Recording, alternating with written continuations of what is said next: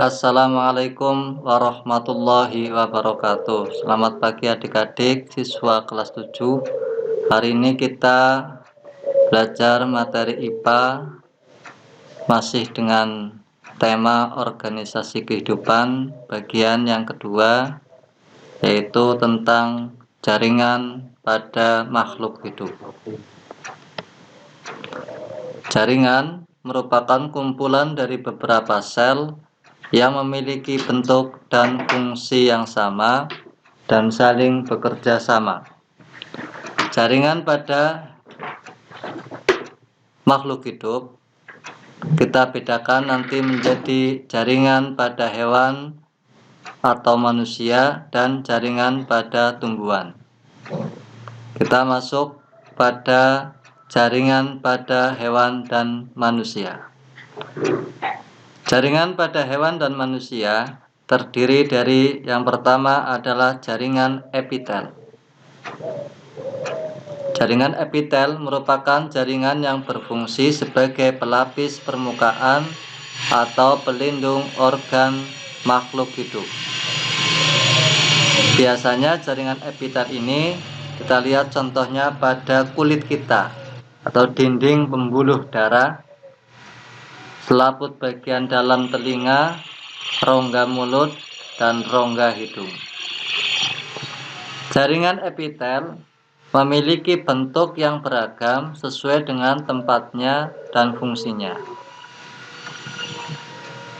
Macam-macam jaringan epitel menurut bentuknya dapat kita lihat.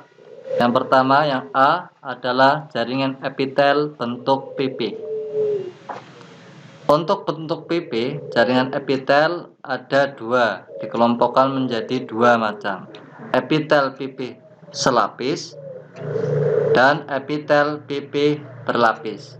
Perbedaannya, kalau yang selapis berarti hanya ada satu lapisan, sedangkan kalau pipih berlapis berarti lebih dari satu lapisan. Untuk bentuk epitel pipih biasanya terdapat pada dinding pembuluh darah, selaput bagian dalam telinga, rongga mulut, dan rongga hidung. Bentuk jaringan epitel yang kedua adalah epitel kubus.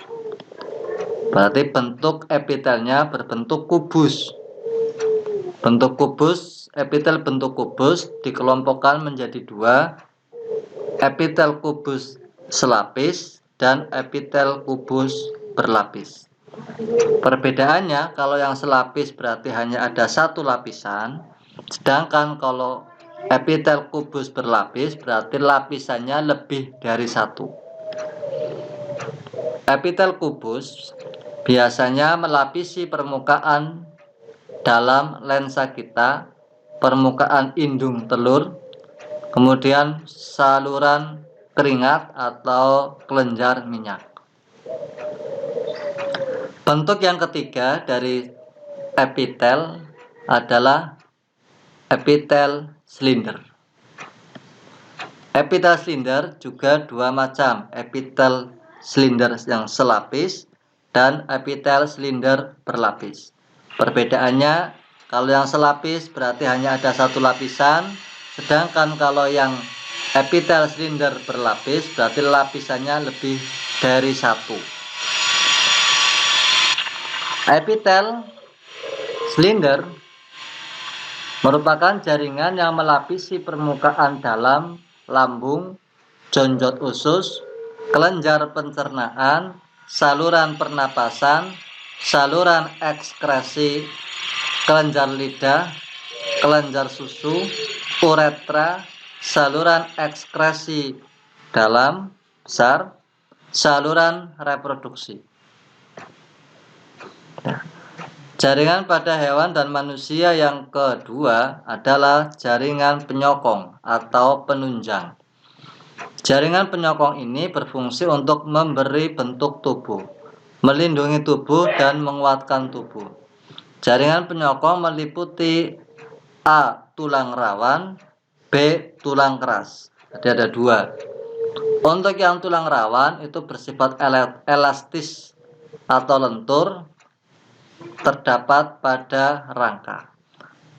Untuk yang jaringan tulang keras, itu jaringan yang bersifat kuat, kaku, berfungsi untuk memberi bentuk tubuh, tempat untuk perlekatan otot, dan melindungi bagian tubuh yang lemah. Nah, adik-adik, kita bisa melihat gambarnya sekarang. Ini adalah contoh dari jaringan tulang rawan. Jadi tulang rawan itu biasanya ada pada tepian, pada ujung tulang keras. Ini adalah untuk jaringan yang tulang keras. Itu terdiri bagian dalamnya adalah seperti ini, ada yang spons dan lain-lain. Kemudian kita masuk jaringan pada hewan dan manusia yang ketiga, yaitu jaringan ikat. Jaringan ikat itu merupakan jaringan yang berfungsi untuk mengikat atau menghubungkan berbagai macam jaringan atau organ dalam tubuh makhluk hidup. Jaringan ikat juga berfungsi untuk menyimpan lemak, menghancurkan bakteri dan sel-sel yang sudah mati. Jaringan ikat nanti akan dikelompokkan menjadi dua macam. Yang pertama, A. Jaringan ikat umum, dan B. Jaringan ikat khusus. Untuk jaringan ikat umum, yang pertama itu terdiri dari jaringan ikat longgar. Jaringan ini merupakan jaringan yang terbanyak dalam tubuh manusia atau hewan. Terdiri dari beberapa sel seperti sel mast, sel makrofag, sel fibroblast, sel kolagen, sel lemak, dan sel elastin. Jaringan ikat umum yang kedua adalah jaringan ikat padat. Jaringan ini sering disebut juga sebagai jaringan ikat serabut putih karena terdiri dari banyak serat yang berwarna putih dan saling berhimpitan. Jaringan ikat ini terbentuk dari serat kolagen. Nah, jaringan ikat padat ini akan membentuk tendon, yaitu tempat perlekatan tulang dan otot. Juga membentuk ligamen.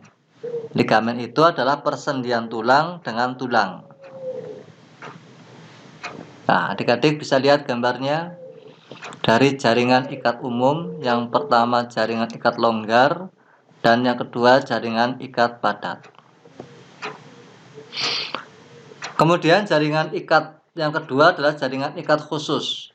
Ini terdiri dari yang pertama adalah jaringan darah. Jaringan darah sebagian besar berupa cairan yang terdiri dari sel darah merah, sel darah putih, dan plasma darah.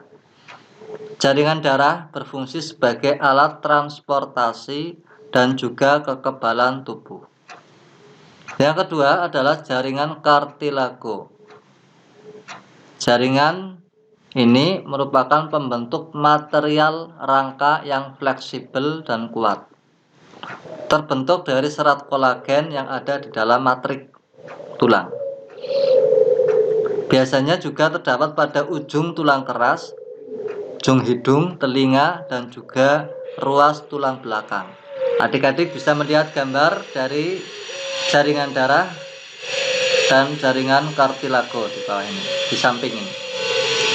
Untuk jaringan darah bisa kita lihat dari darah kita itu, kalau kita perbesar itu akan kelihatan di situ ada sel darah merahnya, sel darah putih, dan juga plasma darah.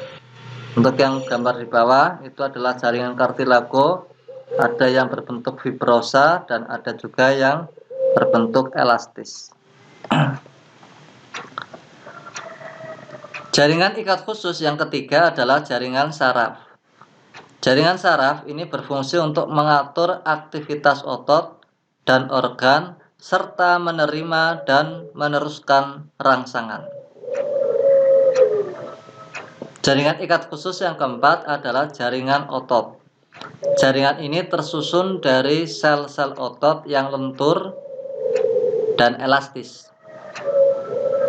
Jaringan otot itu nanti ada beberapa macam. Yang pertama adalah otot polos, otot lurik, dan otot jantung.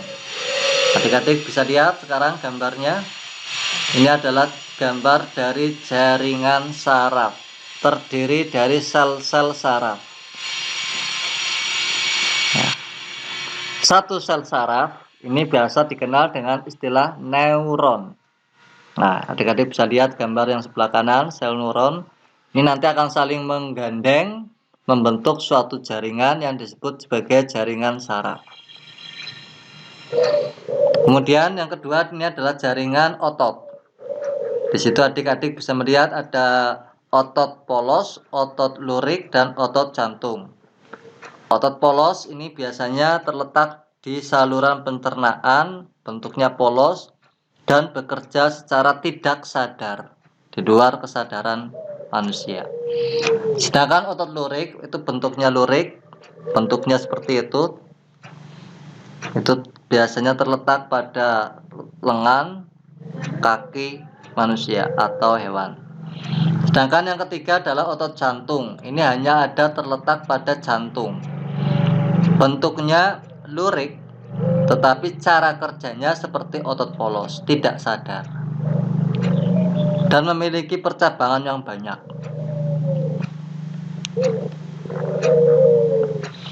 Nah, sekarang adik-adik kita masuk pada jaringan yang ada pada tumbuhan. Untuk jaringan yang ada pada tumbuhan itu nanti dikelompokkan menjadi dua kelompok besar. Yang pertama adalah jaringan meristem. Yang kedua jaringan permanen. Untuk jaringan meristem kita lihat ini merupakan jaringan pada tumbuhan yang selalu membelah. Nah, contohnya ada pada jaringan yang ada di ujung batang atau pada pucuk. Kemudian juga ujung akar, embrio tumbuhan yang masih muda, kecil, dan juga kambium. Sedangkan yang kedua jaringan permanen ini adalah jaringan yang sudah tidak membelah, bersifat tetap atau permanen, sehingga tidak tumbuh lagi. Nah, sebelum adik-adik teruskan, adik-adik lihat dulu gambarnya. Ini adalah jaringan meristem, terletak pada ujung batang. Ini juga pada ujung akar.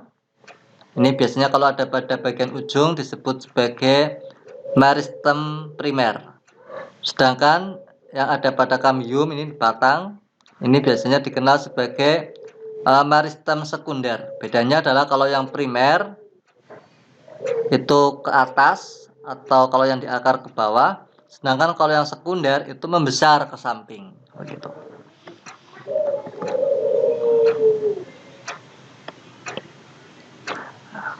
Nah, adik-adik kita lanjutkan sekarang ke jaringan permanen yang tetap tadi. Untuk jaringan permanen yang tetap itu terdiri dari yang pertama adalah jaringan epidermis. Jaringan ini adalah jaringan yang melapisi permukaan tubuh tumbuhan. Jadi sama kalau pada hewan ini namanya adalah jaringan epitel mungkin. Nah, kalau pada tumbuhan jaringan epidermis. Ini berfungsi sebagai pelindung.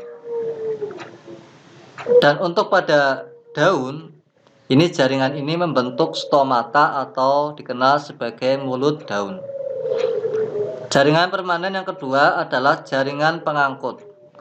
Jaringan ini tersusun dari pembuluh seperti xilem yang berfungsi sebagai pengangkut zat hara atau garam mineral dari akar ke daun.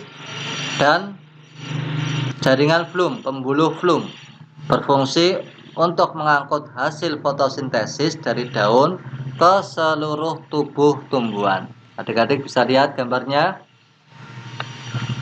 Yang pertama yang di sini kita lihat adalah jaringan epidermis. Itu ada pada bagian ini luar, paling atas sendiri ini, dan juga paling bawah. Ini kita lihat dari contohnya adalah bagian tubuh tumbuhan yang berupa daun ini. Jadi daun bagian atas dan bawahnya itu adalah jaringan epidermis, di mana nanti ada modifikasi yang membentuk stomata, mulut daun. Ya. Nah, sedangkan yang kedua itu adalah jaringan pembuluh, jaringan angkut atau pembuluh. Kita lihat di sini jaringannya adalah dua tadi, yaitu xilem dan phloem. Untuk xilem dan phloem, kalau kita lihat pada potongan penampang batang ini, untuk xilemnya ada di bagian dalam ini, sedangkan phloemnya di bagian luar. Sedangkan untuk yang monokotil yang tidak teratur pembuluhnya itu tersebar. Kalau yang tersebar merata, tidak seperti pada yang dikotil.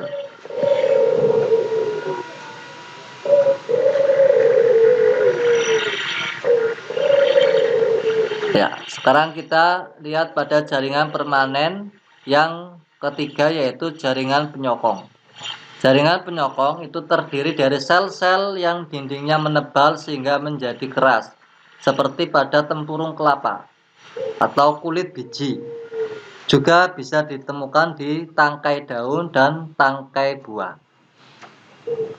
Jaringan permanen yang keempat adalah jaringan parenkim.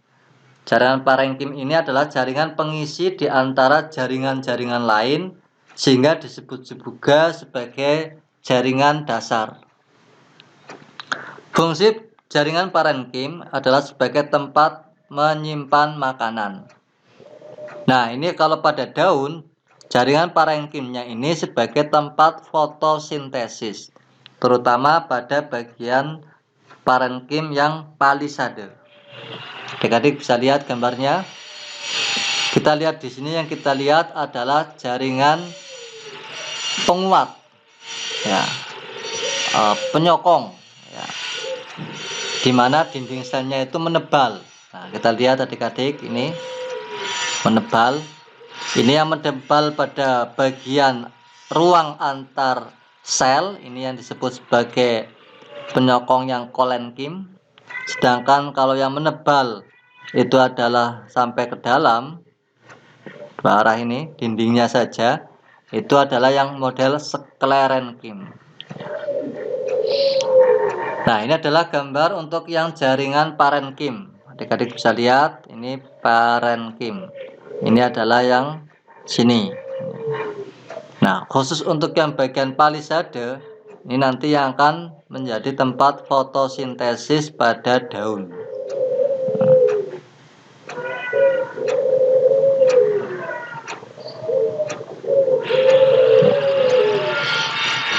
Jadi adik-adik, hari ini kita cukupkan materinya sampai ini.